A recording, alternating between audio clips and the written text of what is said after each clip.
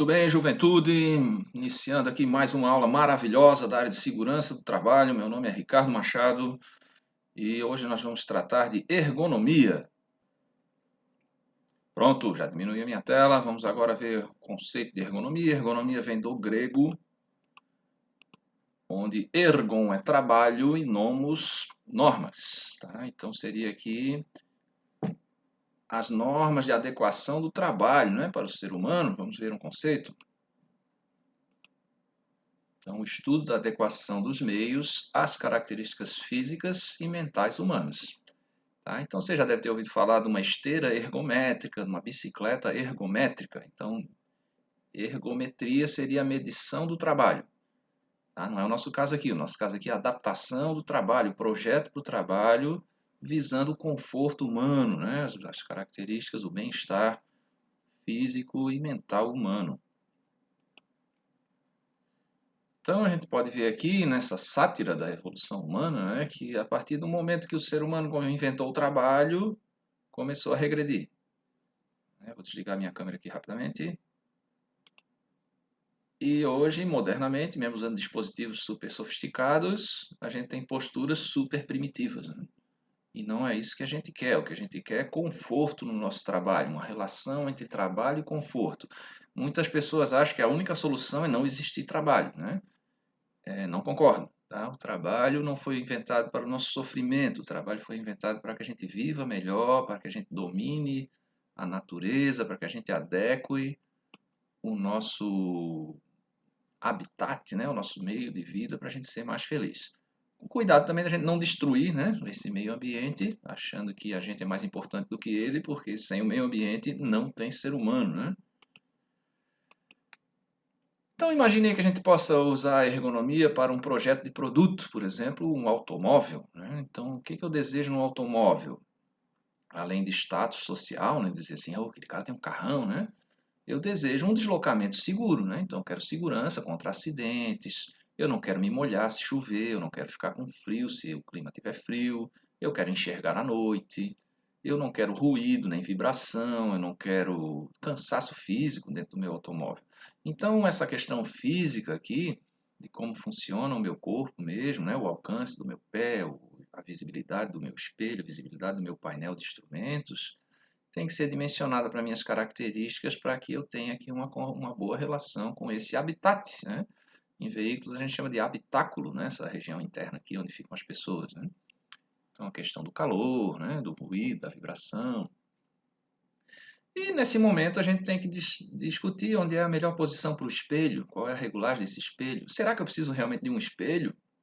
Não poderia ter um veículo que não tivesse espelhos, por exemplo, tivesse câmeras, e eu tivesse uma tela que me avisasse as situações de perigo, né? Onde fica a alavanca de marcha? Será que realmente eu preciso de uma alavanca de marcha? E o pedal do freio, será que ele é pesado ou é leve? Eu consigo alcançar nesse pedal do freio? Será que é necessário existir um pedal de freio? O carro não poderia parar automaticamente se ele detectasse algo estranho, né? E aí a gente já está chegando aqui no carro autônomo, né? Mas será que a gente realmente precisa de um carro? Então a gente pode repensar tudo isso, nosso modo de vida, o nosso trabalho, para que a gente viva com mais conforto, né? Assim também outros produtos, como por exemplo a cadeira do papai, né? Agora no mês de agosto, alguns pais ganharam essa cadeira para poder ficar morgado ali, né? Assistindo TV e alcançar ali no bolso da cadeira, na lateral ali, né? E puxar o seu celular, puxar uma garrafinha de água e poder se reclinar, né? Então isso tem que ser dimensionado para a característica do ser humano, né? Quando a gente vai comprar um produto desse, a gente vai experimentar ele, vai querer saber se ele realmente atende à minha necessidade, se não, não compro, né? Essa aqui é uma chave de fenda cruzada, conhecida também como chave Phillips, porque o fabricante Phillips começou a introduzir esse tipo de parafuso de fenda cruzada, e é um parafuso de alta produção, para parafusadeiras mesmo, né? E aí acabou se chamando disso, mas é uma chave de fenda cruzada, né? Essa daqui, por exemplo, esse cabo tem que ser adequado ao formato da mão humana para que eu tenha força e precisão, né? Então essa parte central aqui do cabo, mas com um diâmetro maior para eu poder ter força, e essa outra parte aqui eu poder ter precisão. Encostar no parafuso até precisar dar o aperto. Na hora do aperto, forço na parte do diâmetro maior, né?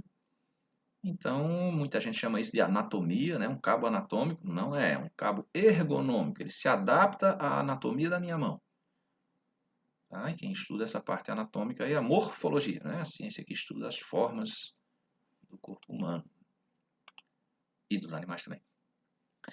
Então, aqui uma caneta, por exemplo, ela pode ter uma função social, o cara puxar essa caneta do bolso, e a pessoa já vê que ele tem bala na agulha, porque é uma caneta de R$ 3.000, né? Não precisa nem escrever uma caneta dessa. Se a pessoa já tiver no bolso, já tem uma certa moral, né?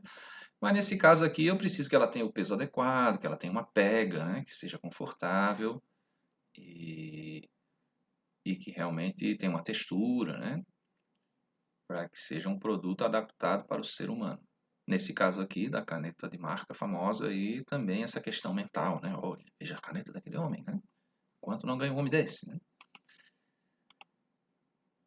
Aqui também um jogo, né? As pessoas não se imaginam trabalhando com um joguinho, né? Mas isso aqui pode ser o controle de um drone, o controle de uma retroescavadeira, pode ser também o controle de um jogo, de um gamer, né? Um jogador profissional de jogos eletrônicos. Temos até alguns professores aqui do campus que são bons jogadores, né? Tem uns alunos que pensam que pode acabar com a gente, né? Não é fácil não, viu? Então, ter também conforto, né? Na década de 90, a gente teve essa evolução aqui do smartphone. Na década de 80, começamos a chegar, na verdade, no cell phone, né? No celular de bolso. E na década de 90 evoluiu para esse celular flip-top, era muito desejado, né? Só que ele tem uma desvantagem, né? Você tem que usar as duas mãos para abrir, né? Então, mas ele tinha um teclado numérico muito bom, uma tela muito boa, e ainda não tinha muitas funções. Já tinha agenda telefônica, coisa que a primeira geração de celular não tinha. A gente tinha que ter um outro aparelhinho, uma agenda física, né? Para anotar o telefone das pessoas, né? Esse aqui já tinha agenda telefônica. E já foi um grande avanço, era leve, pequeno, quanto menor, melhor, né? Porque cabia no bolso, era mais caro, né? O celular menor, tinha mais tecnologia, né? E agora a gente já está com esses aqui, né? Que na verdade é uma central de comunicação, né? O celular.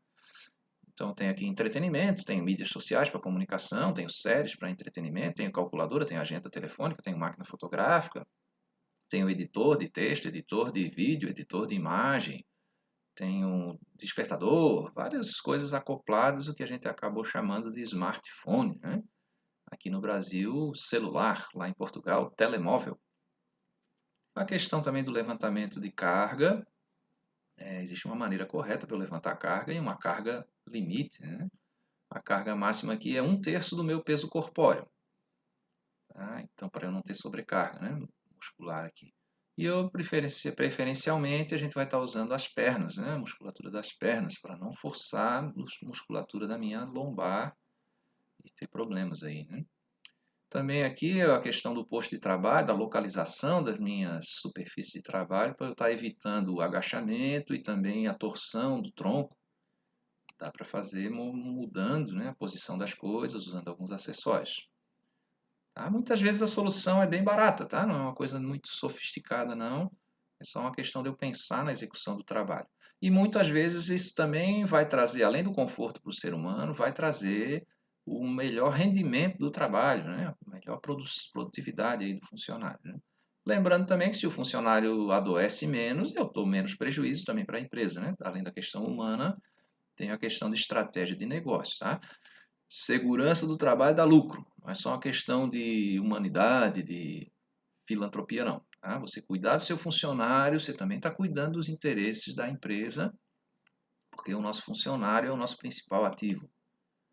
Tá? Então veja aqui um ambiente de trabalho desorganizado, né? Além de tudo desorganizado, ainda tem um reflexo na tela do computador. Né? Isso aqui é da década de 90 também, esse posto de trabalho aqui.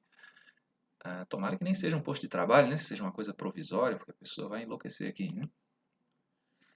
Esse é um ambiente doméstico, né? A gente está agora vivenciando essa questão da inversão, né? Da gente trabalhar mais em casa do que na empresa. E muitas pessoas já têm um ambiente em casa para estudo, para o próprio trabalho, para algum hobby que se relacione assim essa parte de leitura e de produção, de operação de computador, né? O problema é que esse ambiente não foi feito para a gente ficar 8 horas por dia, todo dia, durante muitos dias. Tá? Durante um período muito grande. Né? Então aqui eu tenho o problema de adoecer. Por exemplo, essa cadeira aí, dá para ver que é uma cadeira de mesa de jantar. Né? e as coisas não têm espaço na minha bancada para determinadas coisas que a gente vai necessitar.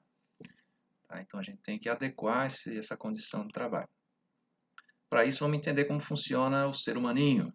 Primeiro aqui a fisiologia do trabalho, né? Como funcionam alguns dos nossos órgãos. Vamos estudar a visão, a audição, o equilíbrio térmico e a biomecânica, sistema músculo-esquelético. Né?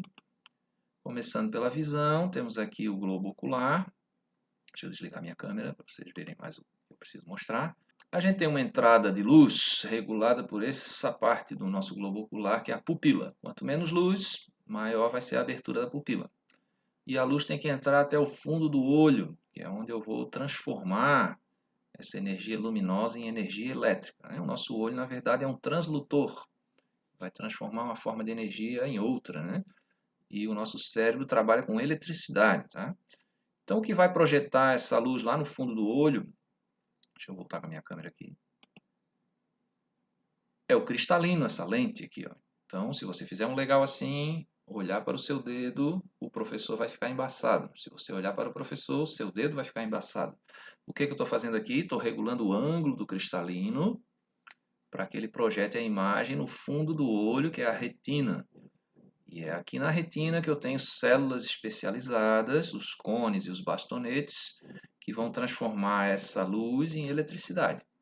E isso vai ser jogado para o meu cérebro, decodificar isso e construir lá a imagem e ter essa informação, né, para a nossa vida aqui. Quanto mais luz, é melhor? Não, né? Eu tenho uma quantidade de luz que vai me provocar o ofuscamento. Se vocês olharem para a luminária agora e fecharem os olhos, vocês vão conseguir ver o desenho da luminária, da lâmpada, né, no seu olho. Então, isso é o ofuscamento. Então, tem que ter um controle também disso. A gente vai ver como é que se faz isso. O nosso campo visual também ele é limitado. Tá? A gente tem uma zona central. Se vocês fizerem assim com os 2 polegares e forem abrindo os braços, ó, vocês vão ver que, sem mexer o olho, né? Vocês vão ver que chega um momento que eu não consigo mais ver os dedos, né? Então tem um campo central, que a gente chama de zona tridimensional, que eu estou enxergando com os 2 olhos, uma parte de visão monocular, periférica, onde eu tenho menos precisão, mas eu tenho ainda o sentido, e uma parte que a gente chama de ponto cego, que é onde eu não estou enxergando, né? Então eu tenho que dimensionar o meu posto de trabalho, o meu local de trabalho, o meu local de lazer, para aproveitar melhor esse campo central, no caso das nossas telas, né? Os nossos indicadores visuais aí, está nesse campo de visão. Lembrar também que a gente enxerga um pouquinho mais para baixo do que para cima.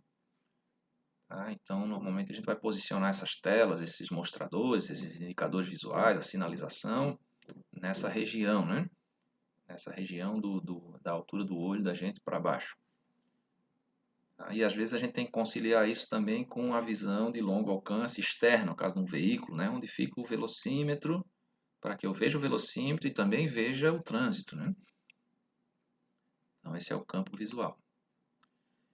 A quantidade de luz que chega na superfície de trabalho a gente chama de iluminância. E o aparelho é esse aqui, luximeter, né? Luxímetro ou fotômetro aqui em português, medidor de luz. Tá? Então, existem normas que vão definir quanto de luz eu preciso. Por exemplo, um escritório é 500 lux. Tá? Uma mesa de trabalho de desenho, 1000 lux. Então, até 1000 lux o meu rendimento aumenta. Acima de 1000 lux eu já começo a ter fadiga visual. Por exemplo, agora eu estou com 2 luminárias aqui. Ó, vou botar uma sombra aqui. Para a minha imagem ficar melhor. Ficou até melhor agora, mas não quero ficar com o braço levantado, né?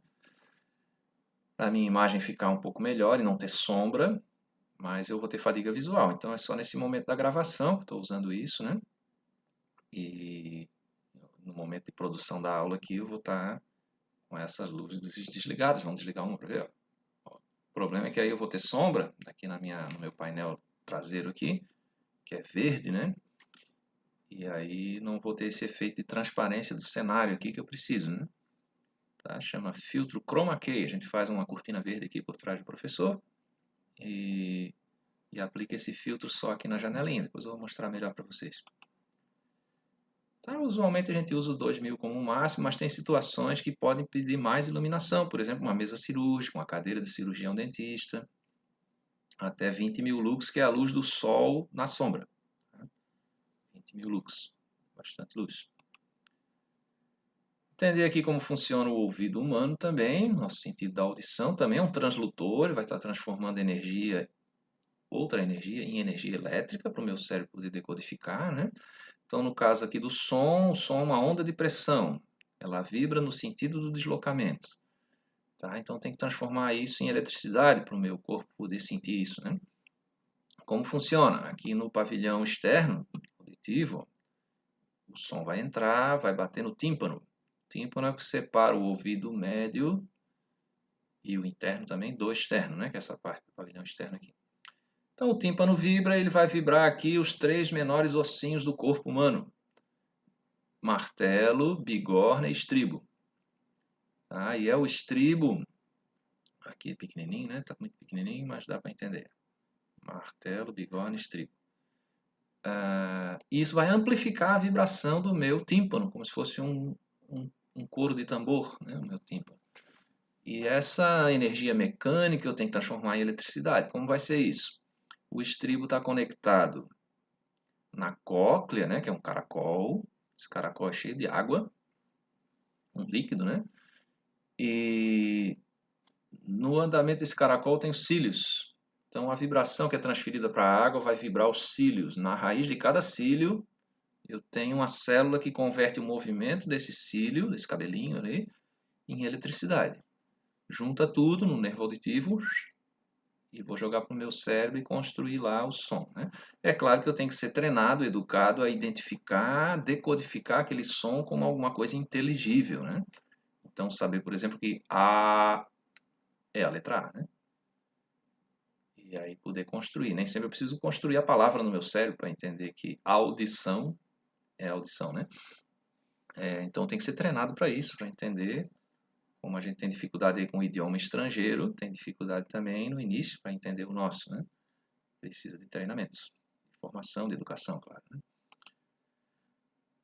Existe uma norma para o ruído de conforto, da Associação Brasileira de Normas Técnicas, né? A NBR 10152. E ela diz, por exemplo, para salas de aula tem que ter entre 40 e 50 decibéis A, da escala A, né? Para escritório entre 35 e 45 decibéis na escala A. Aqui, como estou gravando esse vídeo em casa, às vezes vocês vão ouvir um latido de um cachorro, né? Um barulho de cozinha. É possível, né? Mas eu tenho que ter um nível de ruído aqui adequado para o meu conforto mental e também para não prejudicar vocês aí, né? Na recepção aí dessa nossa mensagem, né? Então, tenho aqui esse controle. O aparelho aí é o medidor de nível de pressão sonora, apelidado de decibelímetro, né? A gente não gosta de chamar pela unidade, né? Senão a gente iria chamar o velocímetro do carro de quilomedímetro, né? Então, normalmente a gente não chama os aparelhos, os instrumentos, pela unidade de mensuração. Então, em inglês é sound meter. Então, o medidor de som aqui no Brasil ficou ruim, então chamaram de medidor de nível de pressão sonora. Tá? Mas o apelido é forte ainda, o tal do decibelímetro, né? E aqui para o conforto térmico, importante no conforto térmico são 3 coisas: a temperatura efetiva, a umidade e a velocidade do ar. Tá? Deixa eu desligar minha câmera um instantinho. A temperatura efetiva, gente, é o que a gente chama de sensação térmica. Não é a temperatura que aparece aqui no instrumento, tá? Quanto o seu corpo está sentindo. E ela depende de 3 fatores. Ela depende da temperatura realmente seca, essa do termômetro. Depende também da umidade do ar e da velocidade do ar. É por isso que é possível você ficar na frente de um ventilador, recebendo o ar na mesma temperatura que está atrás do ventilador, e você se sentir refrescado, né? Porque eu tenho velocidade do ar que vai roubar a umidade do meu corpo, né? Então, esses aparelhos aqui, a gente consegue mensurar aqui temperatura e umidade do ar, e esse aqui eu consigo medir também a velocidade do ar. Esse aqui é um termoanemômetro de agulha, tem uma agulhinha térmica aqui, e esse aqui é um termohigrômetro. E aí eu tenho que jogar numa equação ou num ábaco, numa planilha, para tirar essa minha temperatura efetiva. O ideal é que essa temperatura efetiva fique entre 20 e 23 graus Celsius. Então eu botei virado aqui o gráfico.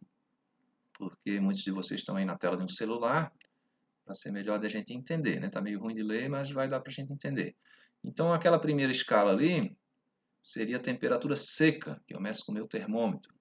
Então, vamos supor que eu medi aqui na sala de aula, ó, deu 23 graus Celsius, né? E aí eu tenho que ter também um outro termômetro para mensurar a temperatura úmida, termômetro de bulbo úmido. Vamos supor que essa temperatura deu 17. Como é possível, professor? Está diferente da outra. É porque a água vai evaporar desse termômetro, vai roubar o calor do termômetro. Então, normalmente, né? Não normalmente, comumente, ela é mais baixa, né, do que a temperatura seca. E aí eu cruzo uma reta aqui entre essas duas temperaturas e agora eu vou entrar com a velocidade do vento. Peguei lá o meu termonemômetro lá e vi que tem 1 metro por segundo. Ó. 1 metro por segundo, jogo aqui no gráfico e aí eu vou conseguir puxar aqui do gráfico a temperatura efetiva, que deu 19 graus Celsius. Essa temperatura efetiva é o que a gente acaba chamando de sensação térmica. É por isso que você que senta na frente do ar-condicionado, lá do condicionador de ar, na verdade, você... Deixa eu voltar a minha câmera. Sente mais frio, né? Se botar o termômetro lá e embaixo do ar-condicionado, onde a pessoa que é mais sensível senta, né? Vai dar a mesma temperatura, mas a sensação térmica é diferente, porque ali eu tenho vento e eu tenho um ar mais seco, né? Soprando em cima de mim. Então, esses parâmetros eu tenho que controlar. Sopre aí a sua mão lentamente agora, ó. Quando você sentir o vento na sua mão, isso é 0,75 metros por segundo. O ideal é que eu não sinta o deslocamento do vento para ter conforto. Por que toda essa preocupação com conforto? Porque o meu corpo tem que se manter a 37 graus Celsius, né? Temperatura interna. Se eu estiver fora disso, eu vou ter que gastar energia para manter. Então, eu vou ter que estar transpirando, ou vou ter que estar queimando mais energia para me aquecer, ou transpirando para me resfriar. E isso é ruim para o corpo humano, né? Vai me tirar da situação de conforto, da situação ideal. Agora vamos ver sobre o funcionamento, a biomecânica, o nosso sistema osteomuscular, né? O que dá sustentação para o nosso corpo, nosso sistema esquelético, né? Os ossos e as articulações. Para a gente não ficar um boneco de marionete, né? A gente precisa dos músculos. O músculo está agarrado ao osso, né? E sempre eu tenho um músculo contrário ao outro. Todo músculo trabalha por contração, tá? Contraiu, ele vai puxar aquele segmento. Então, aqui no caso do bíceps, ó, quando eu estou puxando, está forçando o de cima aqui, que é o bíceps. Quando eu estou empurrando, ele relaxa o de cima e força o tríceps, o de baixo. Então, sempre tem um par de feixes musculares aí, às vezes mais de um par, né? 4, 2 pares, né? E o músculo é ligado ao osso através de um tendão, né? Esse tendão é agarrado no osso com um ligamento. Tudo isso eu tenho limites, né? O meu tendão corre por dentro de uma bainha, como se fosse uma bainha de uma faca. Então esse movimento tem que ser bem cuidado, lubrificado, para que eu não tenha desgaste e ter a famosa tendinite, né? Inflamação dos tendões que provocam dores aí terríveis aí, perda de precisão, de movimento, né? Famosa LER, né? Lesão de esforço repetitivo, ou DORT, distúrbio articular relacionado, osteoarticular relacionado ao trabalho. Para esse músculo contrair, ele precisa gastar energia. Destaquei aqui 3 tecidos musculares para vocês. Ó. O tecido muscular estriado, que é o que me dá força mesmo, né? A gente chama também de músculo esquelético, né? Tecido esquelético. O tecido muscular liso, que é a parte da nossa pele, revestimento dos nossos órgãos, também é importante. E o tecido muscular cardíaco, que tem a contração do meu coração, né? Que vai estar sempre sendo solicitado, às vezes um pouco mais, um pouco menos solicitado, mas está sempre se contraindo, né? O nosso músculo esquelético, esse músculo de tração mesmo, de energia mecânica aqui, ele funciona assim, ele tem a actina e a miosina, né, que são fibras que vão se deslocar umas em relação às outras. E aí quando eu dou uma descarga elétrica ali, eu vou queimar energia e vou contrair. Meu músculo se contrai, eu vou ter aqui a tração mecânica daquele meu membro, né? Então, se eu estou, por exemplo, fechando a mão, eu estou contraindo esses tendões que estão agarrados aqui nesse ossinho e estão passando por aqui, estou contraindo esse músculo aqui do meu antebraço.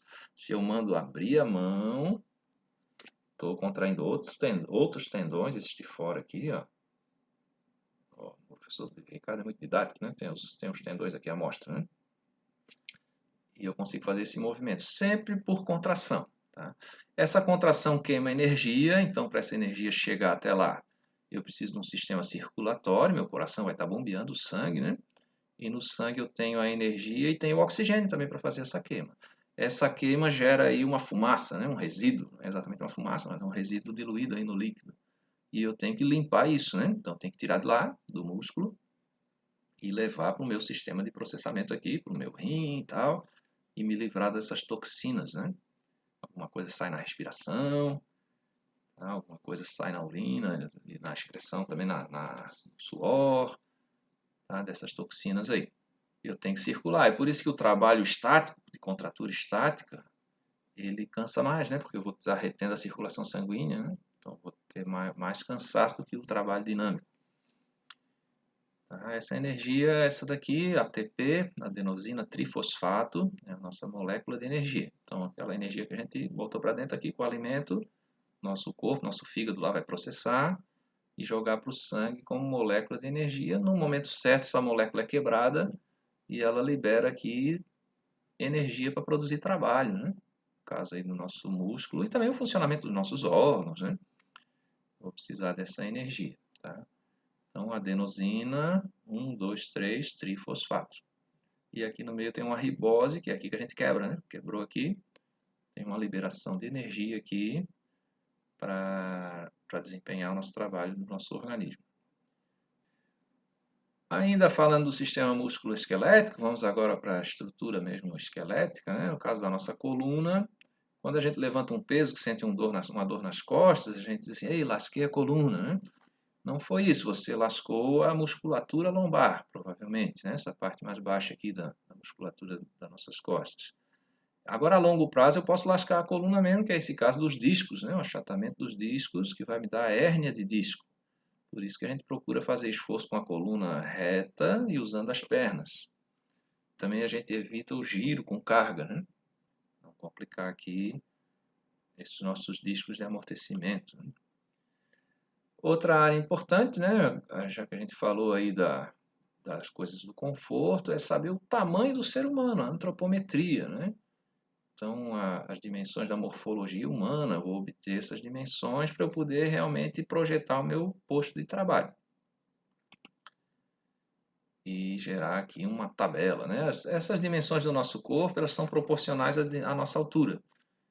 Então, claro que tem uma variância aí, né, em função de origem e tal. Às vezes a gente tem o braço um pouquinho mais comprido do que a média da população, um pouquinho mais curto. Mas eu consigo relacionar dentro de uma população, por um tratamento estatístico, relacionar a altura com as outras partes do corpo. Por exemplo, a dimensão da sacropoplite, aqui, que é essa dimensão entre o piso até a parte anterior da minha coxa, para poder dimensionar a altura de uma cadeira, por exemplo, quando estou sentado, né? Então, eu tenho que ter essas dimensões. A gente não vai projetar um posto de trabalho sob medida. No caso aqui do professor do IEF, se você está projetando a sua mesa de casa, você pode fazer sob medida, né? Mas se for a mesa do trabalho, que um professor senta e outro senta, eu tenho que ter um móvel regulável para que atenda aí uma faixa de dimensões corporais. E aí agora vamos partir para esse ajuste do posto de trabalho, né? Eu tenho que dimensionar, né, assim, para os meios, para as características físicas humanas e também para esses fatores psicossociais que a gente chama aí de carga mental, para adequar a carga mental. Então imagine aqui que você tem um funcionário que trabalha na recepção de um hotel, na recepção de uma escola, por exemplo, ele vai atender pessoas que estão de pé, né? Então vai olhar para cima o dia todo, bom dia, boa tarde, boa noite, né? O que eu posso fazer? Ou eu faço o cliente sentar, ou eu elevo o trabalhador, né? Você já deve ter visto aí na Caixa Econômica Federal, no Banco do Brasil, né? O tablado, né? A pessoa do caixa lá, ele trabalha em cima de um tablado de 30 centímetros de altura, para justamente ficar na altura do olho do seu interlocutor. Então, para a pessoa que vai ali uma vez por semana, não é muito problema, mas para o funcionário que está ali todo dia, o dia todo, aí é o problema. Então, a gente tem que adequar o posto de trabalho, né? Não é só para mesa, cadeira, computador, né? Eu posso usar, por exemplo, para tirar leite. Olha só, não é melhor assim? E tiro o leite, né? Tá? Tá? Então, essas dimensões corpóreas aí, a antropometria vai estar me ajudando a dimensionar as ferramentas, os ambientes, né? Então, olhando de cima, ó, a gente tem aqui um alcance das mãos, e esse campo central, que está aqui sinalizado com esse número 1, ó, é a área onde eu tenho maior precisão de movimento e de força dos braços. Tá? Então, a gente limita esse raio de ação aqui a 70 centímetros, para que eu não precise estar me torcendo para alcançar lá as minhas ferramentas, né? E ter as coisas dispostas dessa maneira aqui na minha mesa de trabalho. A superfície de trabalho, que nem sempre é uma mesa, né? Então, vamos ver aí o projeto e a adequação. Aqui, vou pedir licença para o professor Vladieri, né, para adentrar a matemática, né, a estatística. Então, essa é a curva de Gauss, também conhecida como gaussiana. Na engenharia, a gente chama de curva de distribuição normal. Então, o que é normal aqui? São os caras que estão numa faixa de normalidade que se distribui ao redor de uma média. Tá? Então, esse x barra aqui é a média. Nem todo indivíduo vai ser médio, às vezes nenhum indivíduo tem essa altura média, por exemplo. Nenhum aluno tirou a nota média. Tá? A média deu 5,2. Ninguém tirou 5,2. Um tirou 6, outro tirou 4. Né? Mas é uma medida de tendência central, tá? Na estatística. E a gente calculando o desvio padrão, que é esse sigma, o desvio padrão, na verdade, é a média da variância. Né? O que eu vou ter? A distância entre, por exemplo, a altura das pessoas em relação à altura média. Vou fazer a média dessas distâncias. Né? E acaba se chamando isso de variância, e tem um tratamento que se dá ali que vai transformar isso num desvio padrão. Quanto mais achatada for essa curva, quer dizer, mais heterogênea é a população, mais distribuída está essa medida que a gente está fazendo aí, que a gente está estudando. Né? Então, quando ela é mais aguda, sim, quer dizer que a população está mais concentrada em torno da média. A gente considera que um desvio padrão para cima e um desvio padrão para baixo vai englobar, né, nessa curva de Gauss, 68,3% da população daquela variável, né? Naquela variável, por exemplo, a idade, né?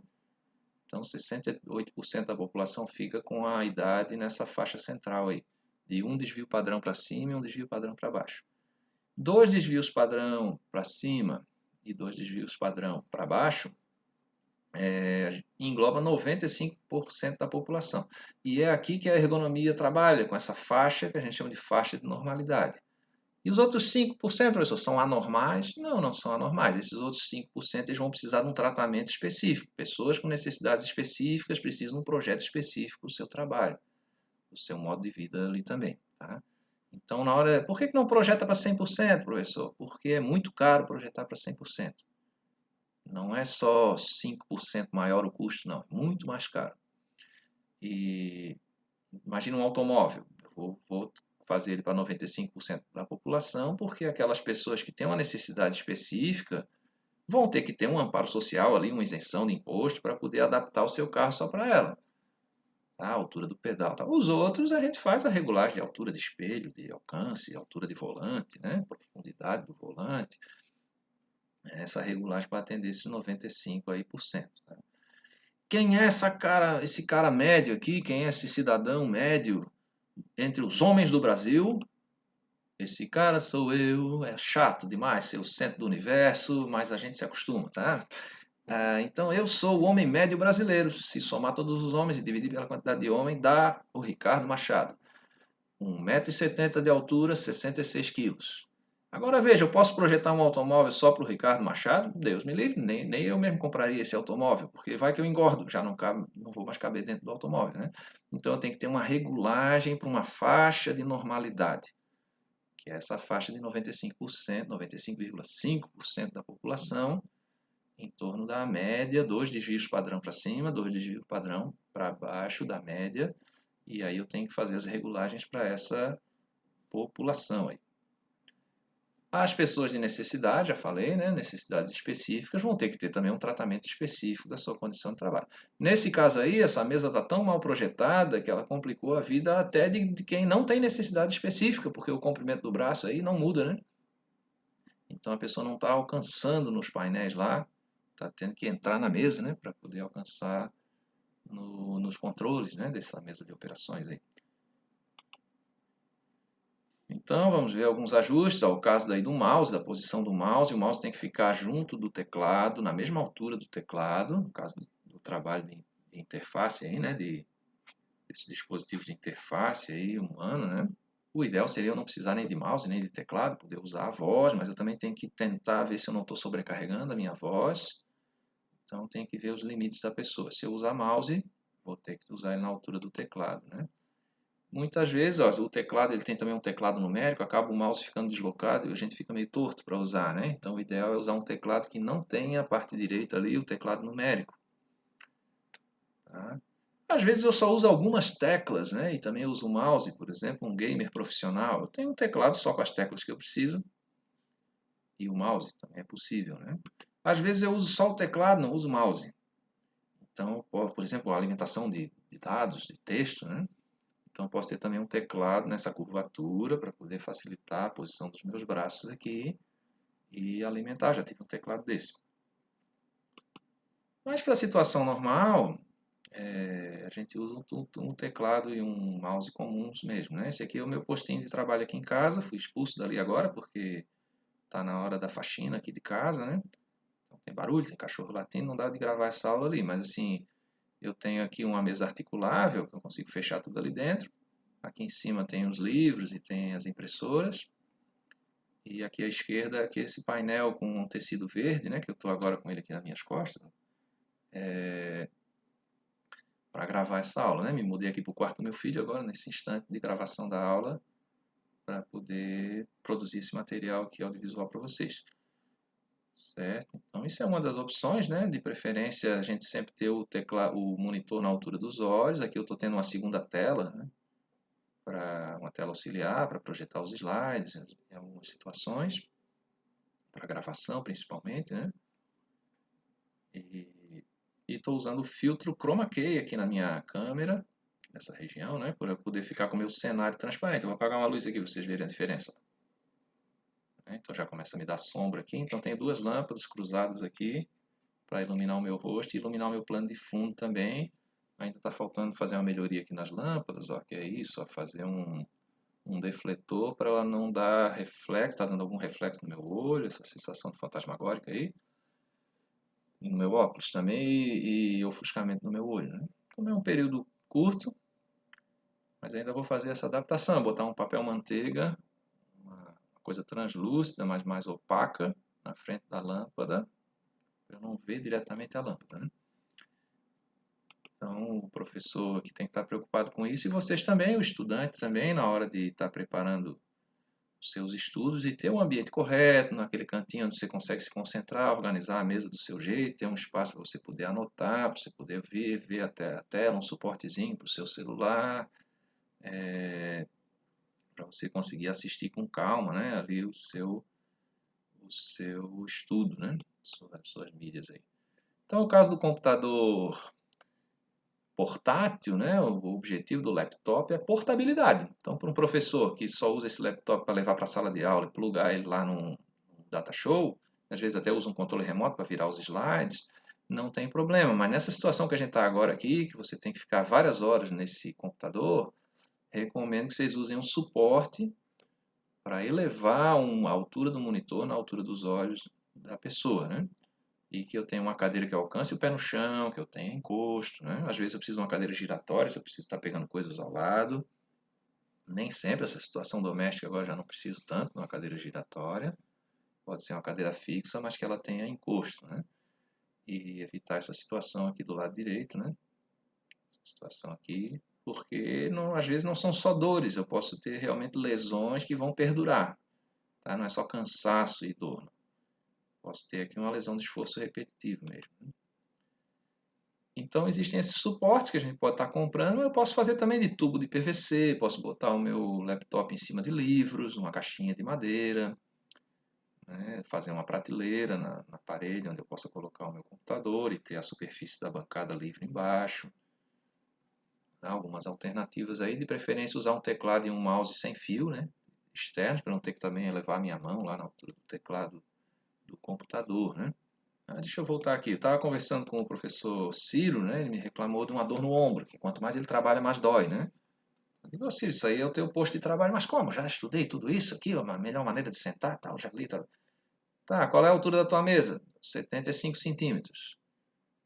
E qual é que tu acha que é a altura melhor para ti? Ah, como é que eu vou saber? Não, senta na cadeira, tá alcançando o pé no chão? Tô, encosta a cadeira na parede. Agora pega uma trena em média altura do chão até o seu cotovelo. Ah, pô, deu 68.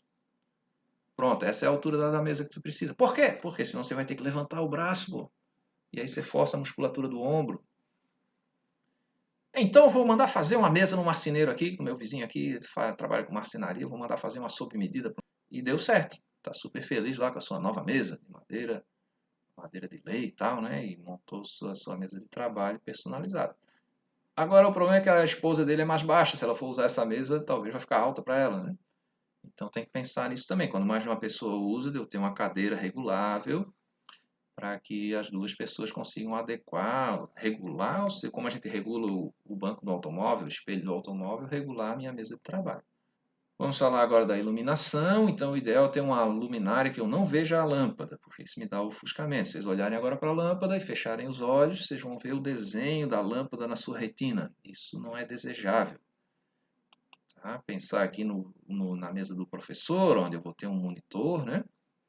E um teclado e um mouse. E no nosso caso aqui, nesse meu caso, que estou gravando agora essa aula, nesse momento, pensar também na iluminação. O ideal é que eu tenha uma iluminação cruzada aqui de mesa. Quando é uma mesa de maquiagem, por exemplo, a gente vê isso na televisão, né? No camarim dos artistas, um monte de luzinha assim na parede, né? Ao redor, uma penteadeira. É ideal porque eu quero só destacar o rosto, né? No meu caso aqui, eu também tenho a preocupação de iluminar o fundo, o meu cenário, né?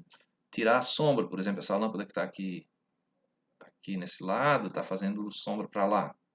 E essa outra do outro lado aqui está fazendo sombra para o outro lado. Então, eu botando ela cruzada, uma lâmpada mata a sombra da outra. A sombra que eu estou fazendo, que meu corpo está fazendo. Né? Isso melhora a transparência do meu cenário aqui nesse efeito de chroma key aqui. Tá? Então tem que pensar nisso também, mas cuidar com o ofuscamento no momento de preparo da aula. Jamais eu vou usar essa iluminação aqui, porque ela cansa, me dá fadiga visual. Né? Então tem aqui né, essas luminárias de mesa aqui, deixa eu tirar a minha câmera, são ótimas para isso. Né? Tá? Então acendo, controlo ela, direciono, né? O ideal é botar ela virada para uma parede reflexiva ou uma coisa que o meu olho não veja a lâmpada. É esse efeito indesejável aqui do ofuscamento, se eu olhar diretamente para a lâmpada. Né? Então tem uma posição correta. Vamos aqui para esse pensamento do senhor Wisner. Wisner é uma autoridade, né, deixa eu chegar mais para o cantinho aqui, deixa eu diminuir um pouco a minha imagem. Na área de ergonomia. Toda atividade, inclusive o trabalho, tem pelo menos 3 aspectos: físico, cognitivo e psíquico. Eles são interrelacionados e são bastante frequentes, embora isso não seja necessário. Que uma forte sobrecarga de um dos aspectos seja acompanhada por uma carga bastante alta nos outros dois domínios. Os dois outros domínios, né? Então, o que quer dizer isso? Primeiro, qual é a diferença de cognitivo e psíquico? Vamos ver aqui no próximo slide, né? Mas eu tenho o físico e o mental, né? O cognitivo e o psíquico somados são a carga mental. E de forma que se eu sobrecarrego o físico, por exemplo, eu posso afetar o cognitivo e o psíquico. Se eu sobrecarrego o psíquico, posso ter efeito físico. Se eu sobrecarrego o cognitivo, posso ter efeito físico. Por exemplo, você está ali assistindo uma aula e de repente lhe dá sono, né? Você teve uma sobrecarga cognitiva porque você está com dificuldade de entender aquilo que está sendo apresentado, né? Então vamos ver isso no próximo slide. Deixa eu aumentar um pouquinho minha câmera. É o que a gente chama de carga mental, né? A soma do psíquico com o cognitivo é a carga mental. Então o psíquico é aquela questão do fator afetivo, do valor que eu dou para o meu trabalho, o significado do meu trabalho, o significado daquela tarefa. Assim, vou ter que fazer isso, né? No caso de vocês, vou ter que estudar, né? Aquele drama, fui condenado ao estudo, né? O chicote do ensino me maltratando, né? Então, isso dá para mudar, né? Se você dá mais valor para aquilo, por exemplo, significado e significância para aquele trabalho, se você tem um objetivo, você tem um sonho, você acha que aquilo é importante, você tem menos sofrimento psíquico, né? O cognitivo tem a ver com as exigências mesmo para a tarefa, a questão da memória, das decisões, o raciocínio, né? Como a gente sofre quando começa a estudar matemática até aprender a mecânica da solução daquela questão, né? E depois que a gente aprende, é assim, ó, se passa para baixo dividindo por ali e tal, eleva os dois ao quadrado, corta dos dois lados, e aí a gente começa a sofrer menos para conseguir resolver o trabalho. É sinal que a gente desenvolveu a nossa cognição, né? Treinamento difícil, missão fácil. Então, exercício, exercício, exercício, né? Para no momento lá da prova, por exemplo, da avaliação individual escrita, eu conseguir resolver no tempo certo e chegar no resultado adequado, né? Então, melhorar o meu cognitivo. Mas só a gente sofre, né? A gente tem um sofrimento, né? Um sofrimento psíquico, por exemplo, odeio matemática. Minha mãe já dizia que isso é horrível, a matemática, né? Lembrando aí do professor Vladier, né? Um aluno fez até um meme, né? Até Jesus desceu do céu para nos salvar, porque a matemática é muito difícil mesmo, né? Não, então assim, se eu quebrar esse negócio de que matemática é o terror, e eu treinar realmente, me exercitar, eu vou dominar e sofrer menos, né? Conseguir fazer mais rápido e mais corretamente, né? E a soma dessas duas coisas é a carga mental. Essa carga mental tem que ser muito bem dimensionada, articulada, para a gente não passar do nosso limite demais, porque a gente pode ter ali uma sobrecarga, né? E aí travar. Então, a gente ter também pausas para descanso, uso de um método, a maneira como a gente vai abordar isso. Os professores do IF aqui têm muito esse cuidado, né, de como planejar a sua aula para ter um momento até de descontração, um momento de foco, um momento de exercício, um momento de prestar atenção no professor, um momento de trabalhar aquele conteúdo, né? Tá? Então, o clima interfere muito nisso, né? A coisa aqui do assédio sem moral, assédio moral, né? A pessoa eles não tem moral para me assediar, eu digo que é um assédio sem moral, né? Então, o clima organizacional interfere muito nisso, né? Aquela coisa do terror, né? Então, a gente saber trabalhar isso através também do coleguismo, né? De seleção de lideranças que sejam também comprometidas com o objetivo geral, mas também com a saúde dos funcionários e dar valor para as coisas, né? Eu trouxe esse meme da internet aqui, não achei ele pronto, mas eu repliquei aqui, tá? Então, esse é um menino daquele filme Sexto Sentido, né? Um menino que via fantasma, né? Então, aqui ele diz o seguinte: eu tenho medo de ir na geladeira à noite e encontrar um link de reunião, né? Então, meu Deus, mais uma reunião, mais uma discussão de 2 horas com 60 pessoas sobre um tema complicadíssimo, né? Tem que saber lidar com isso, né? Então, gente, é possível realmente eu ter uma relação de trabalho com o conforto, ter um trabalho confortável? É possível, tá? Você tem que ter ambientes climatizados, né? Umidade, velocidade, temperatura do ar. Você ter a iluminação adequada, você ter o mobiliário bem dimensionado e regulável. Vamos regular minha câmera aqui, né? Você ter realmente o trabalho, ter significado para você. Eu trabalho com educação, pô, eu estou realmente querendo mudar o mundo, eu estou realmente querendo que os nossos alunos mudem de vida mesmo, melhorem a sua questão socioeconômica, melhorem a sua questão de relacionamento, né, com o mundo do trabalho. E isso significa alguma coisa para mim, para minha família, para as pessoas que estão ao meu redor. Tem que ter algum significado, senão a gente sofre muito desenvolvendo. Esse trabalho da educação é muito difícil. Você que está aí estudando, está sofrendo, é muito difícil estudar. Eu que sou professor, nós que somos professores, estamos fazendo um trabalho muito difícil também de ver de uma maneira, cada aula um jeito novo de adequar aquele conteúdo, né? Um método de ensino-aprendizagem aqui. E se eu não gostar disso, estou lascado, né? Não vou ter sucesso, vou adoecer, né? O meu mental aqui não vai, minha mente não vai aguentar, né? Essa sobrecarga, né?